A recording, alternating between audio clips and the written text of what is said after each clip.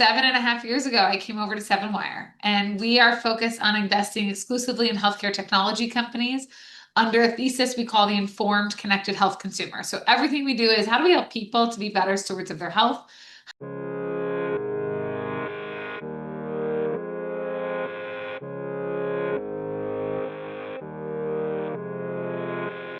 And maybe one of the more unique things about our fund is our capital, about 50% comes from financial investors and 50% comes from strategic investors. So on the strategic side, these are really the customers of our companies. These are health plans, health systems, pharma, employers who work with us and work with our companies to drive growth. Alyssa, we've had some of your partners on, Glenn and Lee, multiple times. I think of you guys like a little bit like a pack of superheroes. Everyone's got a unique ability and unique angle. I'd love to hear what yours is, because I think Seven Wire has a reputation, not surprisingly, for being incredibly founder first in how they operate. Obviously, everyone was a founder, so I think that is one great angle, not just people who are deploying capital. But what's your superpower? What's your unique ability on the dream team? I love this question. And as it relates to superheroes, I do often get that I look like a lot of cartoon characters, like Violet from The Incredibles. I get Betty Boop. So this tracks with my history. I'm a big believer in strengths finders. I'm a big believer we are good at what we're good at, and everything else is a little bit ancillary. So I will tell you guys, if you've ever done strengths finders, my number one is a woo. That's winning others over. And I don't believe in no, I just believe in not right now. I always say if you want to make a quick buck, don't come to healthcare. It's the get rich really slow strategy. But there's the biggest opportunity out there. There's nothing too small or too big. In the early years, hey, you need your model rebuilt? Great. In these now, you need access to this executive? Great. And everything in between. One of the things I will always look for is what I call founder market fit, right? We talk a lot about product market fit in venture, but founder market fit, or why are you and your team the best person, the best people to solve this problem? It will never end. That will never go away because it's just too hard. It's too hard in healthcare to try to build and do something, again, just for the monetary value of it. You have to have some kind of mission or passion. You have to have some kind of connection, some kind of understanding to the population that you're servicing. So I think 7 years ago, it was way more of the Wild West. There are people at health plans who understand how to contract against what you're doing. That is a real positive. On the flip side, because of that, you now have a lot more new entrants. And so the noise has been created. I think what we found is people that have a lot of naivete around selling into the incumbency. Philosophically, I believe, whether you like it or not, the keys of the kingdom are held with the payers. And so unlocking those dollars is what makes you a multi-billion dollar business. The difference of Gen AI is that we believe AI is very much a provider enabler and not a provider replacement. And companies that are these AI native companies, you're seeing with outsized valuations, truthfully, for many of them, probably unsustainable valuations as they continue to grow because of the amount of traction they're going to eventually have to pick up to maintain or to meet those valuation expectations. Building a business today in a lot of ways has become a lot easier, right? With AI tools, you don't need the same number of people. You can keep your burn down pretty significantly, but at the same time, it's become harder because the funding markets are very much in the have and have not categories. Where we see, I'd say that every company does need, if you're raising external capital, you need an AI story, but that doesn't mean you have to be an AI business. We are entering into what I like to call the evidence era. And the evidence era is no longer can you just say, oh, this will save employees some time. It's really about what are your outcomes? And the hardest problems actually don't have a right or wrong answer. But I feel for you because I think these questions are not easy. Company building is hard and it's lonely. And CEOs, I have just such a challenging job in so many ways because you are leading strategy, you are doing execution, you're trying to rally your team, and you just don't have a lot of confidence to really say, this is really hard. First of all, kudos to you for the creativity and for getting non-dilutive funding. That is one of the best capital sources.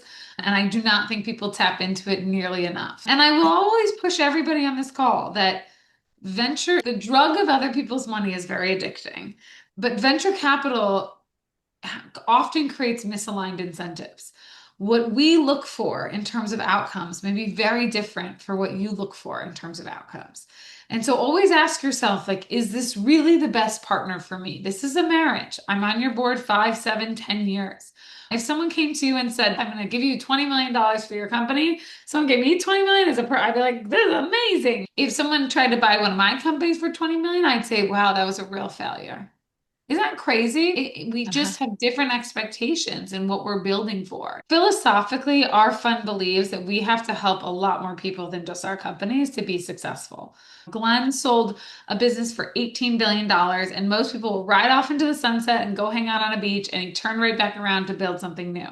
Yo, I could spend this whole call telling you not to take money from people like us. Be careful what you wish for. But look, if you don't know who you're taking money from, if you're not aligned on vision, you very quickly will lose control of your own business. And that is really hard.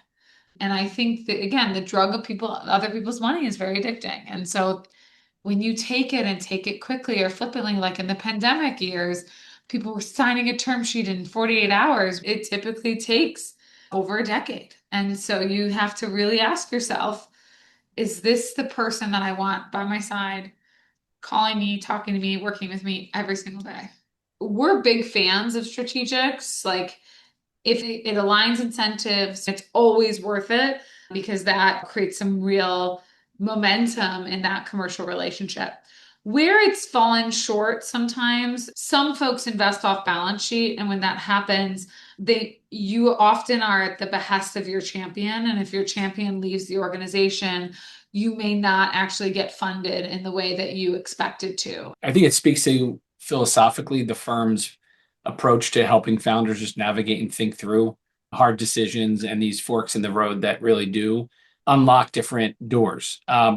There is a sentiment, again, of a bit of this sort of have and have nots, that there are some companies that get 10 term sheets and another company that got no term sheets. And so we're not in the business of wasting anybody's time. We want to make sure that we get to know you, we learn about your business, we make quick decisions, and we do right by you. And I think that, I hope that type of investing stands the test of time.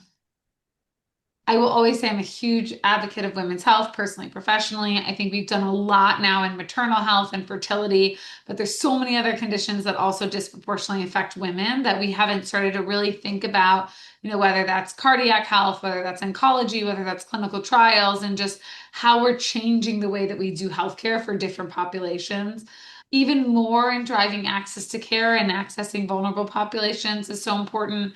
And then I think the big age old since the Affordable Care Act is how do we actually not just whack-a-mole this thing? How do we actually treat whole person care and whole person problems? But people don't want to be patients, right? Nobody on patients are people that have things done to them. Consumers are active stewards of their health. Our superpower as a fund often is our relationships. And so, how are we using AI to really catapult our superpower? And so, we're really thinking about the AI tools that can help amplify how we are supporting our companies in the best way and not just doing it manually. Fantastic. Thank you. I want to thank you. We're definitely promising going to have you back sooner than 4 years from now, Alyssa. So we are going to get you back on calendar soon. This was a fantastic hour. I really appreciate your fresh approach. You're very accessible for founders, at least the very feeling like people probably feel like they already know you, just talking to you, listening to you, watching you. So appreciate your friendship to founders, to Startup Health, to everything that you're doing. So, thank you everybody for the time. Good luck with everything and great to see you all. Thank you. Take care. Thanks, Alyssa. And finally, an invitation to all of the extraordinary health transformers, whether you are a startup, someone building the future of health, or whether you are an investor, funder, or buyer of the solutions out there in the marketplace. This is an invitation to you to join the Startup Health member community. Learn more at startuphealth.com. Look forward to hopefully seeing you soon.